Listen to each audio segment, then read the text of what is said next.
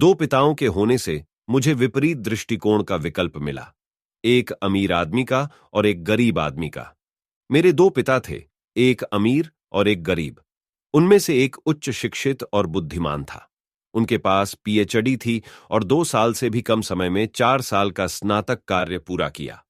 इसके बाद वह स्टैनफोर्ड विश्वविद्यालय, शिकागो विश्वविद्यालय और नॉर्थ वेस्टर्न विश्वविद्यालय में अपनी उन्नत पढ़ाई करने के लिए चले गए, सभी पूर्ण वित्तीय छात्रवृत्ति पर। दूसरे पिता ने 8वीं कक्षा कभी पूरी नहीं की। दोनों पुरुष अपने करियर में सफल थे, अपने पूरे जीवन में कड़ी मेहनत कर रहे थे। दोनों ने पर्याप्त आय अर्जित की, फिर भी व्यक्ति हमेशा आर्थिक रूप से संघर्ष करता था। दूसरा हवाई में सबसे अमीर लोगों में से एक बन जाएगा। एक की मृत्यु हो गई और उसने अपने परिवार, दान और अपने चर्च के लिए लाखों डॉलर छोड़ दिए। अन्य बचे हुए बिलों का भुगतान किया जाना है। दोनों पुरुष मजबूत, करिश्माई और प्रभावशाली थे। दोनों पुरुषों ने मुझे सलाह दी, लेकिन उन्होंने एक ही बात की सलाह नहीं दी। दोनों पुरुषों ने शिक्षा में दृढ़ता से विश्वास किया, लेकिन अध्ययन के एक ही पाठ्यक्रम की सिफारिश नहीं की।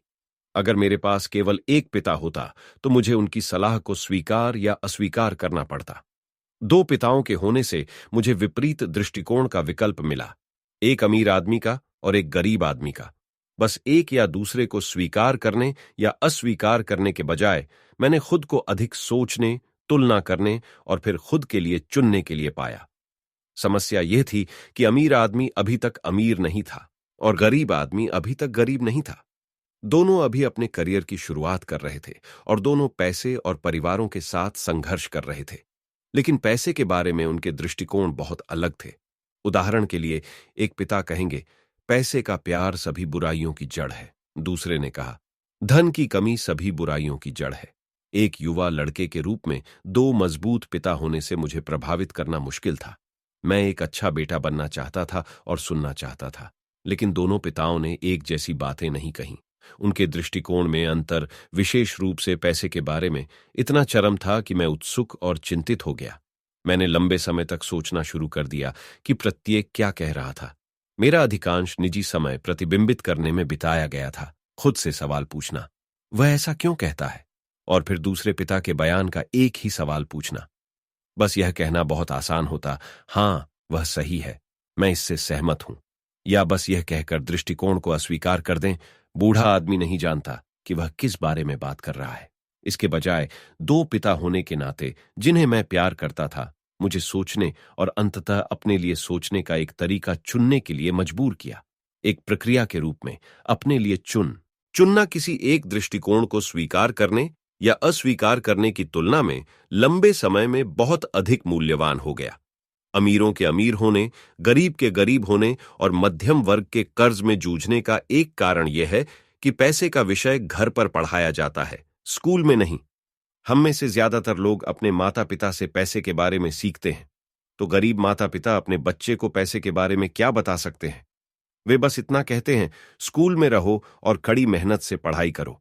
बच्चा उत्कृष्ट ग्रेड के साथ स्नातक हो सकता है, लेकिन एक गरीब व्यक्ति की वित्तीय प्रोग्रामिंग और मानसिकता के साथ।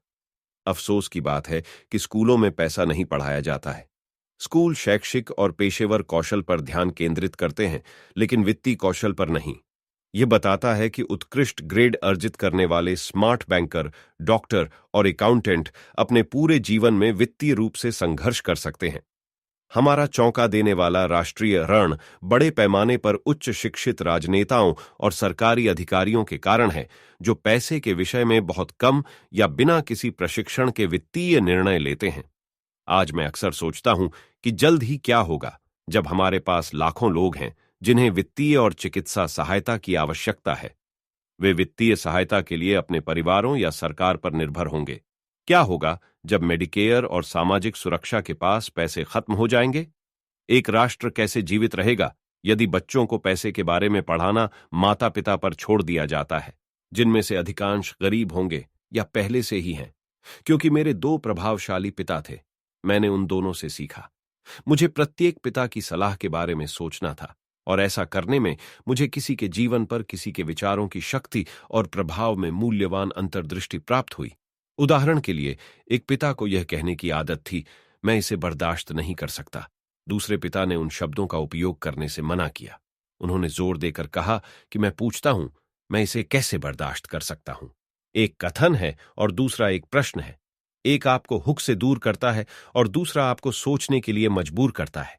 मेरे जल्द ही अमीर होने वाले पिता समझाएंगे कि स्वचालित रूप से मैं इसे बर्दाश्त नहीं कर सकता। शब्द कहने से आपका मस्तिष्क काम करना बंद कर देता है। सवाल पूछकर मैं इसे कैसे बर्दाश्त कर सकता हूं, आपके मस्तिष्क को काम करने के लिए रखा जाता है। उनका मतलब यह नहीं था कि आपको वह सब कुछ खरीदना चाहिए जो आप चाहते हैं। वह अपने दिमाग का अभ्यास करने के बारे में कट्टर था, दुनिया का सबसे शक्तिशाली कंप्यूटर। वह कहते हैं, मेरा दिमाग हर दिन मजबूत हो जाता है क्योंकि मैं इसे व्यायाम करता हूं। यह जितना मजबूत होगा मैं उतना ही अधिक पैसा कमा सकता हूं। उनका मानना था कि स्वचालित रूप से यह कहना कि मैं इसे बर्दाश्त नहीं कर सकता मानसिक आलस्य का संकेत था। यद्यपि दोनों पिताजी ने कड़ी मेहनत की, मैंने देखा कि एक पिता को अपने दिमाग को सोने की आदत थी जब यह वित्त की बात आती थी, और दूसरे को अपने मस्तिष्क का व्यायाम करने की आदत थी। दीर्घकालिक परिणाम यह था कि एक पिता आर्थिक रूप से मजबूत हो गया और दूसरा कमजोर हो गया। ये एक ऐसे व्यक्ति से बहुत अलग नहीं है जो नियमित रूप से व्यायाम करने के लिए जिम जाता है, बनाम कोई व्यक्ति जो सोफे पर बैठकर टेलीविजन देखता है। उचित शारीरिक व्यायाम स्वास्थ्य के लिए आपकी संभावनाओं को बढ़ाता है, और उचित मानसिक व्यायाम धन के लिए आपकी संभावनाओं को बढ़ाता है। मेरे दो पिताओं के पास विरोधी दृष्टिकोण थे और इससे उनके सोचने का तरीका प्रभावित हुआ।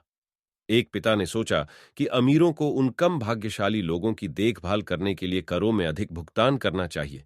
दूसरे ने कहा, कर उन लोगों को दंडित करते हैं जो उत्पादन करते हैं, और जो उत्पादन नहीं करते हैं उन्हें पुरस्कृत करते हैं। एक पिता ने सिफारिश की, कड़ी मेहनत से अध्ययन करें ताकि आप काम करने के लिए एक अच्छी कंपनी पा सकें। दूसरे ने सिफारिश की, कड़ी मेहनत से अध्ययन करें ताकि आप खरीदने के लिए एक अच्छी कंपनी पा सकें। एक पिता ने कहा, मेरे अमीर नहीं होने का कारण यह है कि मेरे पास आपके बच्चे हैं। दूसरे ने कहा, मुझे अमीर होने का कारण यह है कि मेरे पास आपके बच्चे हैं। एक ने खाने की मेज पर पैसे और व्यवसाय के बारे में बात करने के लिए प्रोत्साहित किया, जबकि दूसरे ने भोजन पर चर्चा करने के लिए पैसे के विषय को मना किया। एक ने कहा, जब पैसे की बात आती है तो इसे सुरक्षित रूप से खेलें, जोखिम न लें।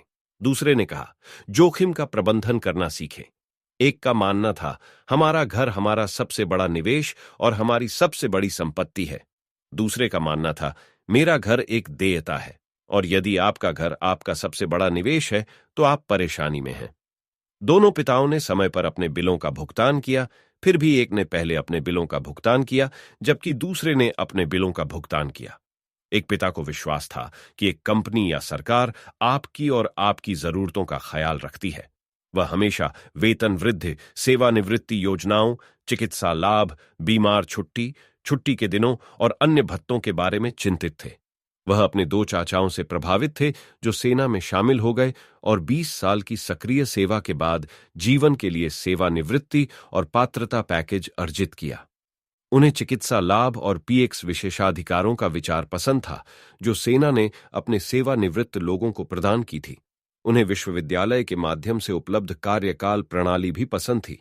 जीवन और नौकरी के लाभों के लिए नौकरी की सुरक्षा का विचार कई बार नौकरी की तुलना में अधिक महत्वपूर्ण लगता था।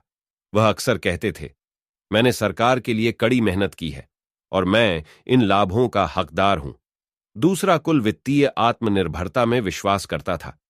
उन्होंने पात्रता मानसिकता के खिलाफ बात की और बताया कि कैसे इसने कमजोर और आर्थिक रूप से जरूरतमंद लोगों को बनाया। वह आर्थिक रूप से सक्षम होने के बारे में जोर दे रहा था। एक पिता ने कुछ डॉलर बचाने के लिए संघर्ष किया, दूसरे ने निवेश पैदा किया। एक पिता ने मुझे सिखाया कि एक प्रभावशाली फिर से शुरू कैसे लिखना है ताकि मुझे एक अच्छी नौकरी मिल सके। दूसरे ने मुझे सिखाया कि मजबूत व्यवसाय और वित्तीय योजनाएं कैसे लिखें ताकि मैं नौकरियां पैदा कर सकूं। दो मजबूत पिताओं के उत्पाद होने के नाते मुझे किसी के जीवन पर विभिन्न विचारों के प्रभावों को देखने की विलासिता मिली।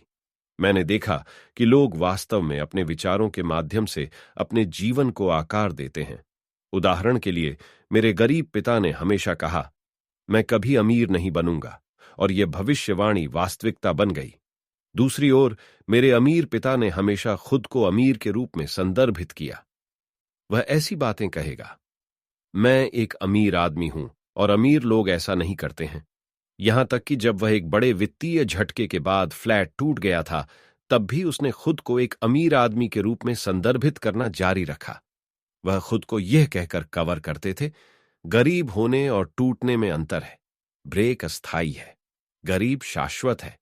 मेरे गरीब पिता कहेंगे, मुझे पैसे में कोई दिलचस्पी नहीं है, या पैसा मायने नहीं रखता। मेरे अमीर पिता ने हमेशा कहा, पैसा शक्ति है। हमारे विचारों की शक्ति को कभी मापा या सराहा नहीं जा सकता है, लेकिन एक युवा लड़के के रूप में यह मेरे लिए स्पष्ट हो गया कि मेरे विचारों के बारे में जागरूक होना महत्वपूर्ण था और मैंने खुद को कैसे व्यक्त किया।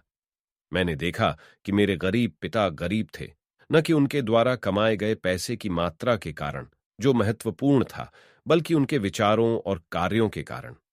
दो पिता वाले एक युवा लड़के के रूप में मैं इस बारे में सावधान रहने के बारे में गहराई से जागरूक हो गया कि मैंने किन विचारों को अपना खुद का मानना चुना। क्या मुझे अपने अमीर पिता की बात सुननी चाहिए या अपने गरीब पिता की? गरीब होने और टूटने में अंतर होता है। ब्रेक अस्थाई है, निर्धन शाश्वत है।